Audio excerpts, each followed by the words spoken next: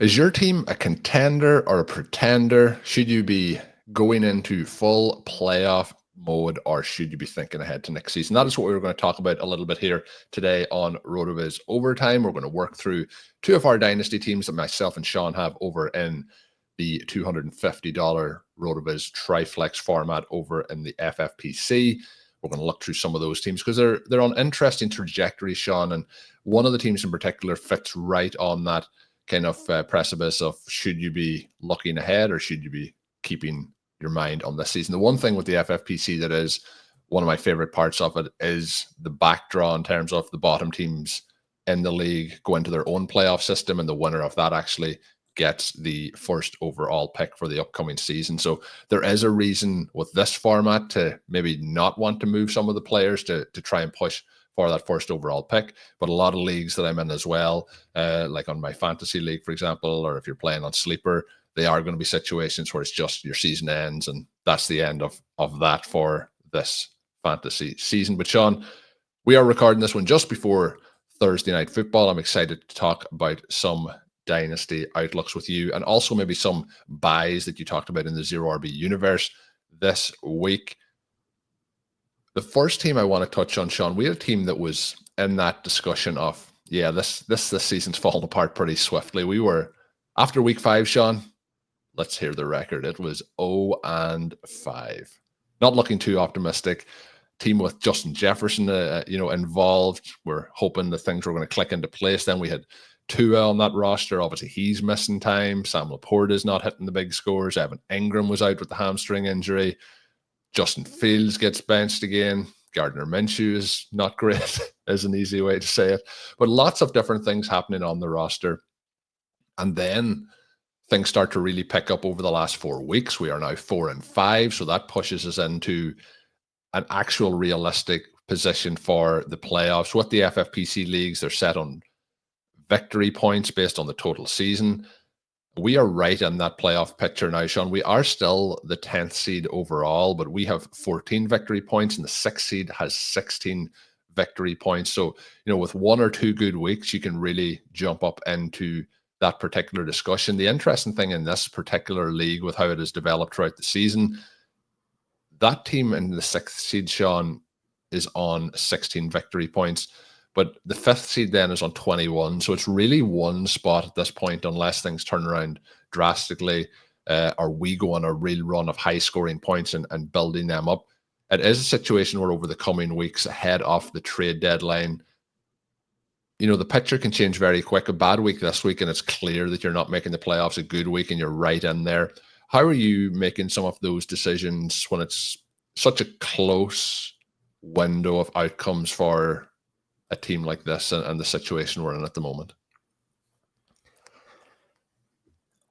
As you mentioned, with the FFPC having the backdraw, one of the things that you're looking at doing is trying to figure out how you can build that capital for the future that you can build by potentially trading for players like a Rashee Rice, and at the same time have a team that's strong enough to go ahead and win the backdraw, because you're going to be a lot better off with the 101 than the 105, 106. So that element, as you kind of mentioned in the intro, just makes the entire format a lot better. The other thing that I do really like about it is the victory point format. So you can either score or not score 4 points every week, 2 points for the victory, and then either 2, 1, or 0, depending on whether you fit in the top third, the middle third, or the bottom third in total points.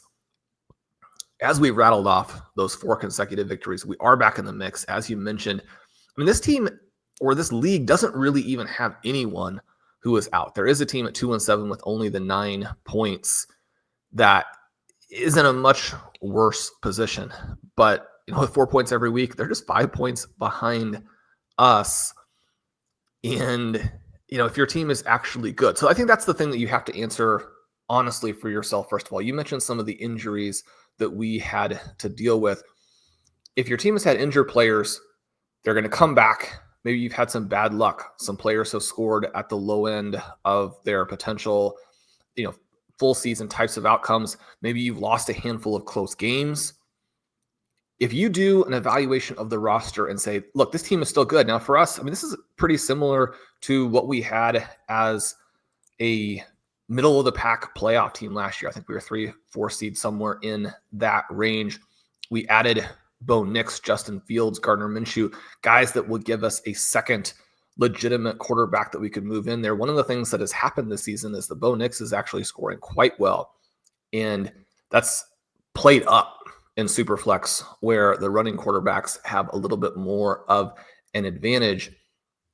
We added Xavier Worthy. We still have next year's first round pick. Now, one of the things that we debated a bit when we were doing the rookie draft, should we trade back? Should we trade out? Should we stockpile picks for the future year? We decided not to do that. And maybe we're uncomfortable with how some of those decisions worked. And yet at the same time, it allows us to have a team in a season where I think if we're close, we probably should push ahead. You also have to look at the spread of the teams in your league. One of the things that you mentioned there is that it's really the number 6 seed that everyone is fighting for, about 5 different teams fighting for it. And at the same time, the top teams are not pulled away either in a sense that really would make you fear them if you made it to the playoffs. So when we're looking at our starting lineup, and it has 2 very viable quarterbacks in Nix and Tua, it has a variety of potentially dynamic starting running backs in Kenneth Walker, Chase Brown, DeAndre Swift, and then if we need, we can put Raheem Mostert in there. You have Justin Jefferson as the superstar receiver, and then behind him, interesting names who have been tricky to play and may continue to be tricky to play, but Jameson Williams, Jerry Jeudy, Xavier Worthy, Quentin Johnston, guys who a couple more weeks of information might allow us then, once we get to the fantasy playoffs, maybe we have a better sense of how Jameson Williams, Jeudy, Worthy, if you could even play Quentin Johnston, those names. And then on top of that, you have Sam Laporta and Evan Ingram at tight end. This is a team that could win. And so in that case, you definitely want to push ahead and make the playoffs. Simply being in the mix, in that playoff group, is hugely important. Colm, one of the reasons we talk about this combination of perpetual reloading and trying to get as many buys as possible is simply that we want to maximize the chances, knowing that creating tiny windows is not very effective, because even if you do end up having the best team, it's still hard to win, right? Even if you get that bye, you're going to have to win 2 games in the playoffs. The teams that are better, that have higher projections in the playoffs, do have an edge, but it's still going to be very random, right? If you can get a team in as the 6th seed and it's peaking, yeah, you've got to win 3 in a row. But I think anyone who's played a lot of Dynasty over the last 5, 10, 15 years has these teams that they point back to and say, this is actually the greatest team that I ever had. And sadly, it did not win the title. These are some teams that made it in as the 6th seed. And there was at no point that I was even paying that close attention to them. And they won the championship. It really emphasizes how important it is to make the playoffs and give yourself a chance. But then the flip side of that is that if you're going to rebuild, you have to aggressively make moves that position you better for the future, not just go about tanking this season. Yeah, the other thing you mentioned there that was a good point is when you look at the league, and you might look at your own total points scored versus other teams, your average points and how things are working out like that. But this league in particular, there's one team at 8-1, they have 30 victory points. But outside of that, in terms of win-loss records, and if your league doesn't have victory points, that's what you're going to be looking at. But we have 2 6-3 teams, then we have 2 5-4 teams. Everyone else is 4 and 5 or below that. So we have one team that is, kicking up some points, but the rest of the teams are very close. And again, that opens up that picture of not just how you could get into the playoffs, but when you're in the playoffs, then how you can compete with those particular teams. And you're probably looking like you want to avoid that number 1 seed, but that falls back into Shawn's point of, we have had those teams in the past where it doesn't work out in the playoff weeks, and then the picture changes dramatically. And if you're in and they're gone, you have a chance to go and win it all. So the question, Shawn, would be, we're really there right on the doorstep, another couple of big weeks. And this is one of the first teams, Shawn, I ever think I've had that was 0-5 that is like stormed back to actually feel like it can be in that. There was a lot of players that we touched on already that it wasn't working out for. So in this situation, you could miss out still, but that would also open up the door for you in the playoffs for the first overall pick if you're on that side of the draw.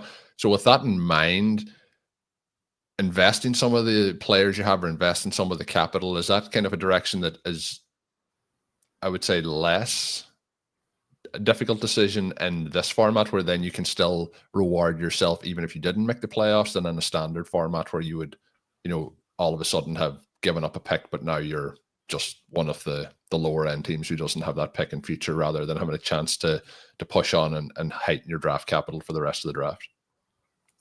Yeah, one of the things that we try and do is stockpile those seconds and thirds, and they often do become good players. At the same time, you want to be aware of what the odds are for each individual pick to become something extremely meaningful. And as you mentioned, if you could spend your seconds, your thirds to bolster the roster, and probably that's going to require something like, so we have Ray Davis on this team, someone who looks like a sleeping giant, right? One of the things I wrote about in the Zero RB universe this week is you watch him play, it's really difficult to understand why he doesn't get more snaps, right? Not only playing behind James Cook, but also Ty Johnson in terms of snaps. Now, when he was on the field, they gave him the touches. Obviously, when he got that receiving touch, he gets the long touchdown. That could lead to more opportunities soon. You would expect that.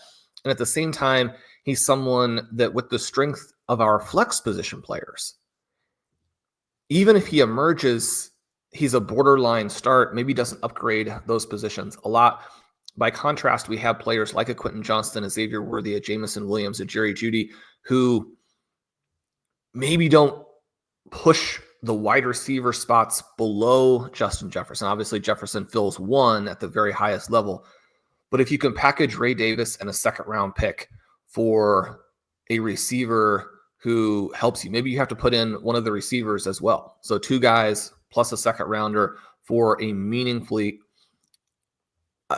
upgrade at the wide receiver position. You would perhaps do that knowing that you kept your first-round pick, you missed the playoffs, and then you're positioned to win the back draw and get the 101. So exactly as you described it there, a hybrid approach is really what you're looking for in the FFPC. Again, we encourage people when they're doing startup leagues to build it like this. This is the best format, but there are lots of values to doing that type of thing in other leagues as well. Even if you don't go and win the 101, if you have that valuable receiver in the future, it does help balance out the loss of the guys that you've traded there. But you want to understand the objectives of your trade partner. You really can't just try and send them filler. It has to be someone like a Ray Davis, who is a very intriguing player and a second-round pick, something that moves the needle to get them to engage.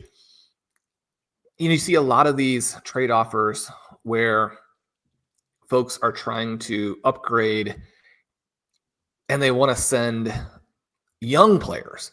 But the contingent upside of a young player at this time of the season is much less, because if the guy still hasn't done anything and is not someone like a Xavier Worthy, who's a first-round pick and probably about to go on a rampage, I mean, those guys don't have the same value now they would have had before. You have to understand that as a fantasy manager, that if we played half a season, a young middle round pick in terms of the reality draft doesn't have a lot of value.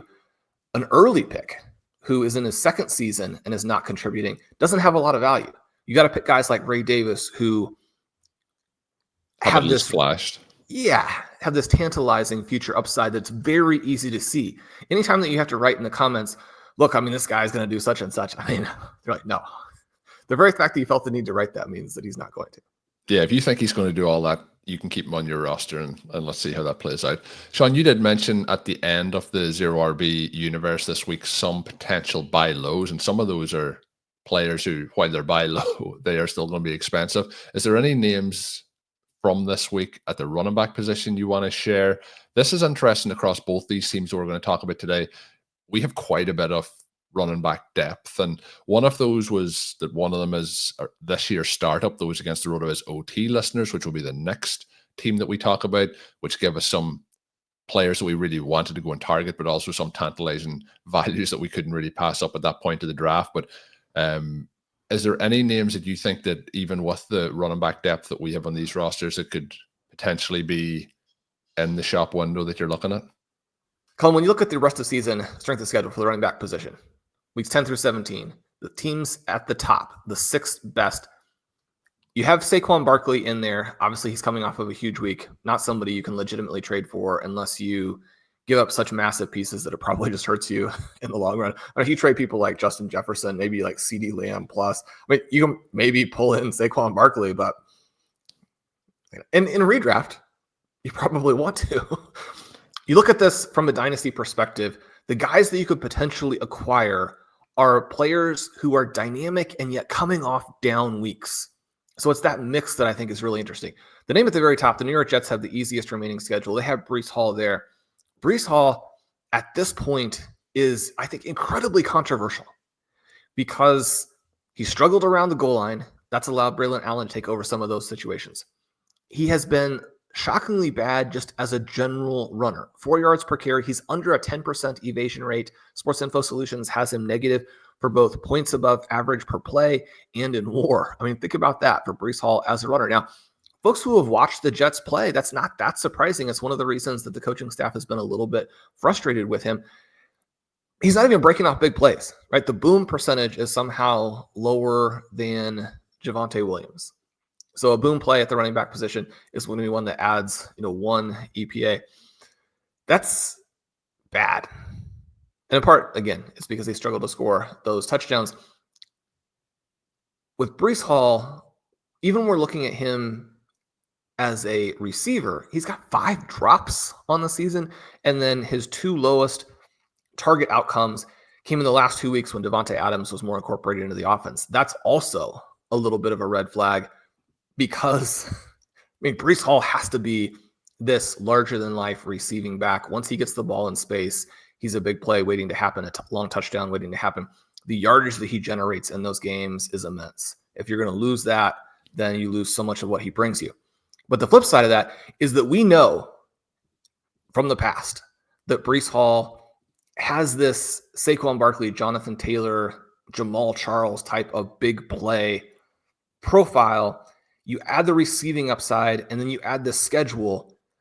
If they get elements of the Jets offense fixed, and that was the part that kind of counterbalances this loss of the receptions the last couple of weeks, that there was more dynamism in the passing game, which should make it a lot easier for him to run and especially to create the big play. So we look at the background, we look at where he is age-wise and health-wise, and then we look at the schedule and you say, how much with Breece Hall do you believe from his collegiate background, his athletic background, his NFL background, and then how much do you buy the struggles of 2024?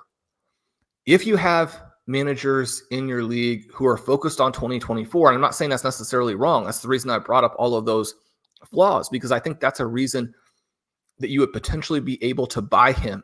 When buying someone like a Bijan Robinson, who in many ways is a similar bet, I just don't think that you can do that, right? Robinson doesn't have those red flags from the season, even though he's dealing with Tyler Algier.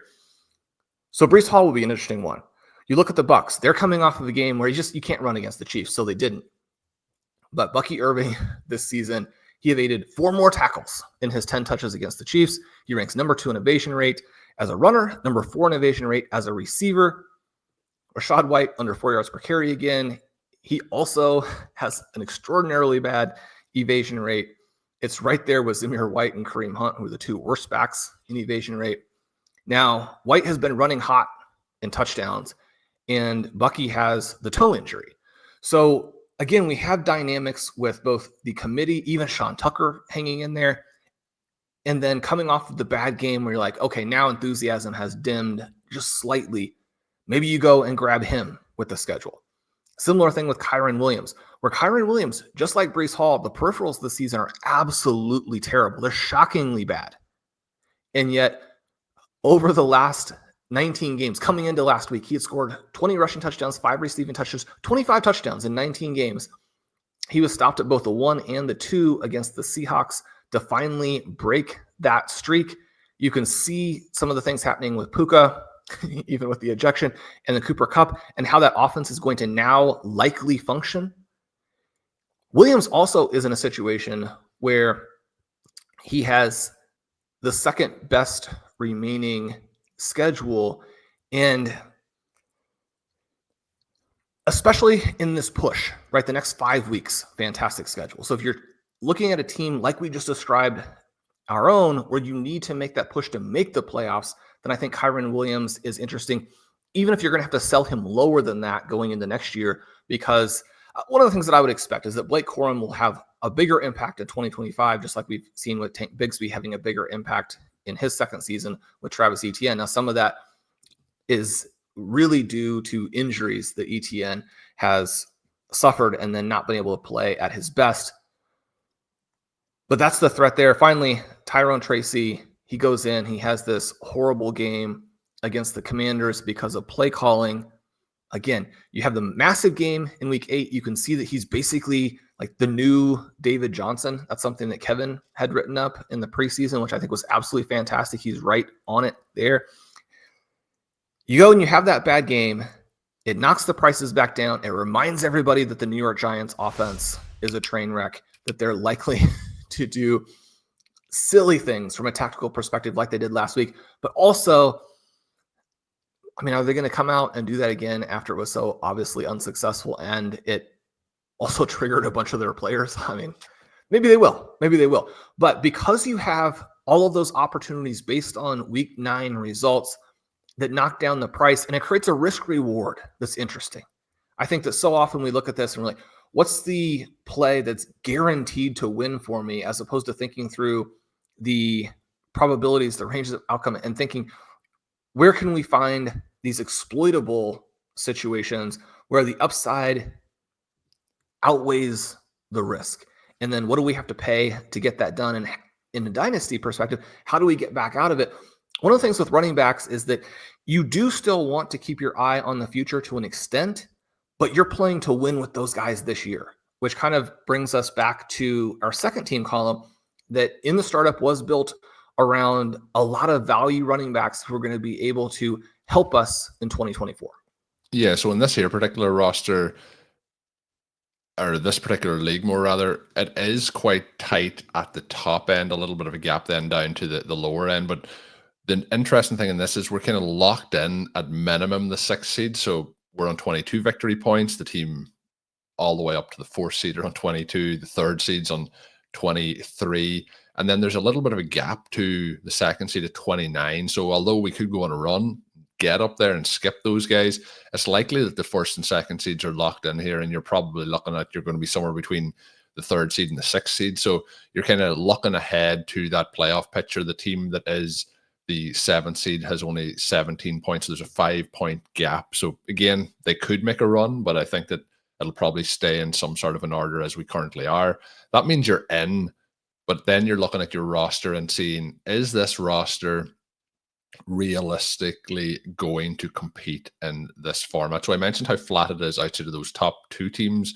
You can go and obviously and look at those rosters, but then our teams, Shawn, how realistic is it that this team can compete? One of the things that we did with this team, because we drafted some of those more veteran running backs, this is a team with Aaron Jones, James Conner, Chase Brown, Travis Etienne, Kenneth Walker, Nick Chubb, lots of running back depth, and then some players obviously on bye this week, the likes of a Jerry Jeudy, Christian Watson, JSN, leaves us in a lesser spot for this particular week for victory points, a team along with Brock Bowers. So a lot of week 10 buys, Shawn, that we're struggling through this particular week. But that shows some of the depth off the team when the rest of the roster now sets up as Daniels, Aaron Jones, Etienne, Wendell Robinson, Jordan Addison, Gabe Davis might make the lineup this week, Cole Kmet, Bo Nix, James Conner, Chase Brown.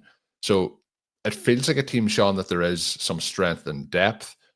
We also, Shawn, have Kendre Miller, who's coming back for that playoff run now that the head coach is gone. His last act, obviously, to make sure that he got Kendre Miller on for a second injured reserve spot. I'm sure they pushed for a season and injured reserve as well if they could make that happen. But this team is, I think, in a quite competitive situation in a league that's going to be quite competitive when it gets to that playoff point, because, as I mentioned, the top 6 teams, there is a bit of a split to those bottom 6 as well.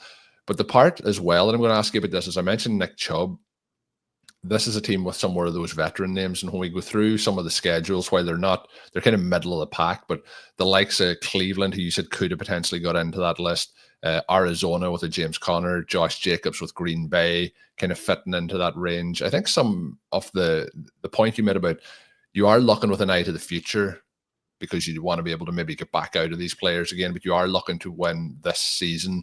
And some of those players are in that really tricky range where if you buy in now or you pay for them now, you may be kind of almost stuck with them, the likes of Chubb, Jacobs, and James Conner. But Jacobs, again, Shawn, is somebody who is sneaking in with some interesting plays each week here for the Packers over the last couple of weeks. You did write about him in the piece this week. But before we maybe touch on some of those more veteran players, this team, the way this league sets up, I think you're looking, and the other point I want to make, we're looking at a roster here, whereas if we were in trouble, we're currently 6-3 with those victory points. If you're in a league where this team is maybe a 4-5 in that range, or maybe you're even 5-5 at the moment, and you think, I don't realistically have a chance of going into the playoffs and winning with it, there is quite a few names on this roster that, if you're on a perpetual loading team in particular, the likes of Connor, Jones, Etienne, there's a lot of names here as we work our way down through it, even a Jerry Jeudy, for example, that you would be looking to try and,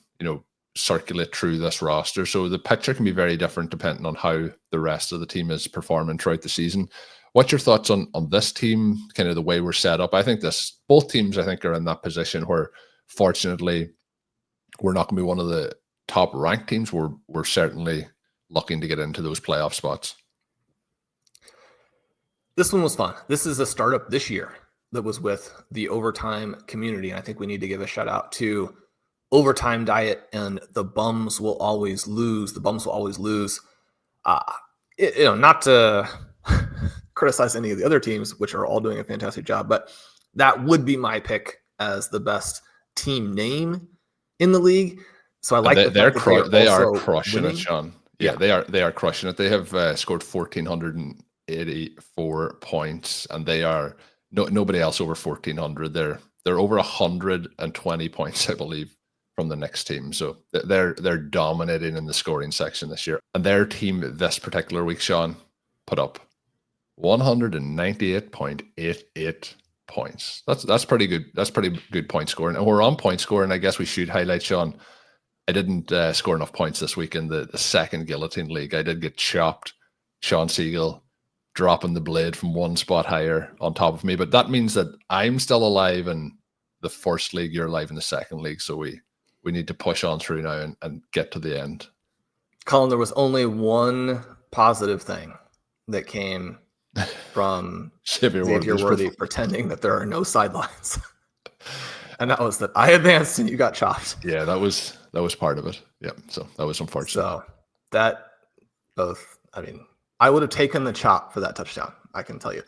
That's exciting to be through there. We appreciate everyone who has been involved in those leagues. They have been unbelievably fun. Colm, when we look at this roster and we think through the things that we can do, I love this one because we were just so aggressive in getting Jaden Daniels and Brock Bowers, and thankfully that hit. One of the things that we have done right now is we've discounted the 3-month sub to take you through the rest of the year, get you a little bit there in January.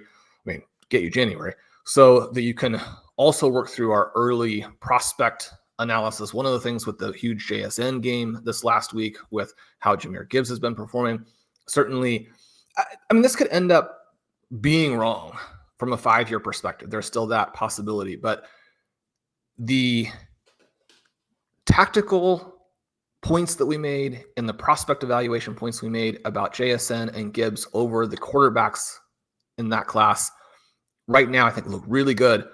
The prospect evaluation from 2024 that was in the RotoViz rookie guide and on the site looking really good. If you're interested in that kind of thing, you can sample the site for the next 3 months at a huge discount. Again, kind of put that together for folks who maybe have been longtime listeners and want to dive in and want it to be affordable as they do. Colm, this team, one of the things that we can do, we have 3 second-round picks, 4 third-round picks. We have 7 picks in the first 3 rounds, but we did trade our first-round pick. So again, a hybrid approach. And that's one of the things I really want to emphasize throughout this episode is that how much that can help you and to be flexible in terms of how you think about where the advantages might be in any given moment, in any given draft. In this league, we were able to load up on all of these running backs. We have Kenneth Walker and Nick Chubb both on the bye this week, and yet we have 4 running backs in the starting lineup. All of them project to score. Well, I mean, Travis Etienne is, I guess, a little bit of a question mark. But the 4 running backs there are very good. We could look at this team and say, yes, it's going to weaken it a little bit in terms of the potential upside, and especially if we have an injury. But also, as you mentioned with the buys, we have JSN on the bye this week. We have Brock Bowers on the bye. The team looks good with Walker, JSN, and Brock Bowers sitting out. We added Mike Gesicki through free agency this week. It's got a lot of depth. It should be able to address that starting lineup in a dynamic way. Then you go and look and think, well, how could we move a player that doesn't actually hurt our roster, but brings something back that's interesting? So Kenneth Walker is the name that jumps out to me there, where you know that I love Kenneth Walker. I think there's a chance that, at some point within the next 18 months, we could be talking about him as the clear-cut top fantasy running back. You wouldn't necessarily want to give that away if you had other options. At the same time, if we were able to get a first and second round pick, maybe more than that for him, for a team that needs running back and wants a star who's young, as opposed to taking someone like a James Conner or an Aaron Jones, you could make that move because it allows you to accomplish your intermediate and long-term objectives without hurting the product that you can put out there right now in terms of trying to win this year's title. So if we hedge a little bit, we maintain the upside that we have in the starting lineup, we add to this depth that we have in the draft, you can accomplish multiple things. At the same time, I think you can look at this and say, we've got 7 picks in the first 3 rounds next year. We're loaded. This will be a situation where if we get great offers coming to us, we're going to always consider them. But this could be a sit tight deal where we don't actually need to add because it's not going to upgrade our starting lineup that much. Again, unless we can add a star receiver, because the second and third receiver positions, again, a little bit softer. So you look at how you would do that. Maybe Kenneth Walker factors in there. Especially if you're not going to get the bye, and we're not going to, then you want to be aware of or cognizant of the way that pushing too much for this season doesn't actually change your likelihood to win this year very dramatically, but it could hurt you for putting together that, again, permanent championship window, taking your dynasty to an empire. You're not going to win every season, but you want to be. I mean, this team column to me is set up now with hitting on Daniels and Nix and Bowers, and then being loaded at the flex positions, having this mix of youth that is going to be there for 10 to 12 years. But again, just so much firepower from a scoring perspective. This team is set up to make the playoffs every single season for the next decade. We want to look at how we move from that 3-4 range up into the 1-2 range, but also make sure we're doing everything possible to keep that going, to not get in a moment where we decide to sell out, go all in, don't really change our outcomes, and then we have to sit through several cold years while we let the team decay a little bit, even if we're looking at it and saying, it's still fine, right? The decision worked out okay. We don't want to be in okay. We're going to continue to build this toward an empire. Yeah, so Shawn has set this up that we have 10 years of wins here in the league. So I'm sure our league mates are not going to be happy, and we'll see what the reviews are from that point. But I'm optimistic, Shawn. It's playoff season. These teams look good, but I have other teams in other formats that there is some challenges with. So this is a decision point for a lot of people over the next couple of weeks as to how to go ahead and do it. But I think, as Shawn mentioned, it's also that part of building out your roster in a specific way. So while this roster, we have some veteran running backs, but we have also filled it up with a lot of young wide receiver talent, and the likes of Brock Bowers and Daniels as well, who are kind of insulating you from some of that veteran potential loss of value. But that was a fun conversation to work our way through. Last question I have for you, Shawn. Josh Jacobs, is he a buy before the trade deadline? You're really working to get me to capitulate on Josh Jacobs there. Colm, he looked good. He played well in the rain. a bit of a glowing review for him in this week's Zero RB universe. As they an got insider, into such a hole, knowing that they have Marshawn Lloyd back there. And Marshawn Lloyd really just the next version of Kendre Miller, right? Except you're going to keep looking at that him. and say, yeah, it sounds cool, but there's nothing actually behind it. As a borderline insider for the Green Bay Packers, what are your thoughts? Marshawn Lloyd going to get in the mix there? I mean, Emmanuel Wilson has looked pretty good. Are they going to get healthy and attack through the air? Are these receivers going to catch any passes? Is it going to be all Jaden Reed? Or are we going to have Jordan Love limping around the rest of the season? And as it gets cold, it's like, you know what? Let's hand off to Josh Jacobs. I'm hopeful that the bye is going to help a lot of these guys heal up. The problem is, Shawn, we know a lot of NFL players are playing beat up at the best of times. The likes of Jordan Love, is this a one extra week gets him close to 100%, or is it something that's going to linger? And that's the concern there. The same with Jaden Reed. I'm very optimistic about the Packers offense rest of season. I think they're going to come out here and they're going to dominate. I think that Josh Jacobs, again, I keep using the point that he has looked better than I expected over the last couple of weeks. I don't think that he's looking great, but I do think he's going to get pinched a little bit here by Marshawn Lloyd. And if it was, 1v1, which do you want in Dynasty? I would rather have Lloyd as we move forward here. And I think he could be a real injection into this Packers offense again, moving forward if he's fully healthy. So while I wanted to pitch it up there, Shawn, that he is the buy low, I still think that I would go the other way. If you can get a league, though, where maybe somebody is completely, out of contention and they are just looking to get something back, I think that's a situation then where you could certainly be adding him in, because I do think the Packers are going to score a lot of points and you want to have pieces off that offense. He might be, well, I'd say Dontavian Wicks, who can't catch the ball. He may be another one that you could look to go in and acquire. But yeah, the Packers. Josh Jacobs, second in broken tackles, 9th in evasion rate, 8th in yards after contact per attempt. That's possible. Not bad. Yeah, very possible that he has a stretch of flukily positive touchdown performance.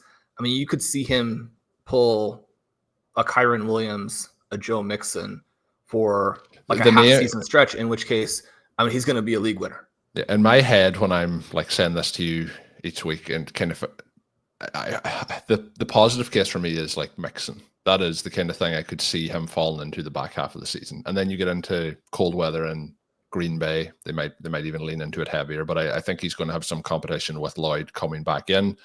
But Shawn, that is where we're going to wrap it up for this edition of RotoViz OT. I hope people have enjoyed listening in. Shawn mentioned the 3-month offer. Check that out over on rotoviz.com. You can check out all the subscription offers. If you are going for a longer term offer, the 1-year pass, you can use the code RBRadio2024 at checkout to get yourself a 10% discount off that one. Good luck here in NFL Week 10 as you look to make that playoff push.